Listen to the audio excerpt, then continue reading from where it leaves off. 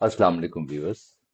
पटवारी, टप्पेदार, head टप्पेदार, गिरदावर, मुख्तियारकार, नायब तहसीलदार, तहसीलदार, deputy commissioner, commissioner और board of revenue ये आपस में कैसे जुड़े हुए हैं, इस निज़ाम को नीचे से ऊपर तक समझते हैं।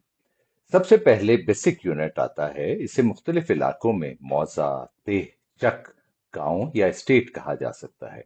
इसी सतह पर जमीन का बुनियादी रिकॉर्ड कायम होता है। इसके बाद पटवार सर्कल आता है। इस सतह पर पटवारी काम करता है, जबकि सिंध में इस नौयत के अहलकार के लिए टप्पेदार की इस्तिलाह भी इस्तेमाल होती है। एक पटवारी अमूमन एक या बाज़ सूरतों में एक से ज्यादा मौजे या देहात का रिकॉर्ड देख सकता है। इसके बाद गिरदावर या कानूगो की सतह आती है। सिंध में इसके मुसावी हेड टप्पेदार की इस्तिलाह भी मिलती है। इसके बाद तहसील या तालुका की सतह आती है। यहाँ नायब तहसीलदार, तहसीलदार, सिंध में उसे मुख्तियारकार या असिस्टेंट मुख्तियारकार जैसे अफसर होते हैं। इन अफसरान को जमीन के महसूल के लिए यानी रेवेन्यू के लिए कानून के तहत मुख्तलिफ दर्जों के इख्तियारात हासिल होते हैं।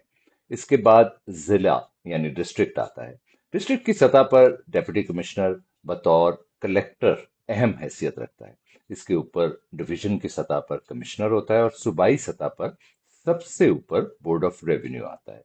इस पूरे निजाम को आसान अल्फाज में यूं याद रखें: मौजा या देह, फिर पटवारी यानी पटवार सर्कल, फिर कानूगो या गिरदावर, फिर तहसील, फिर जिला, फिर डिवीजन और आखिर में बोर्ड ऑफ रेवेन्यू।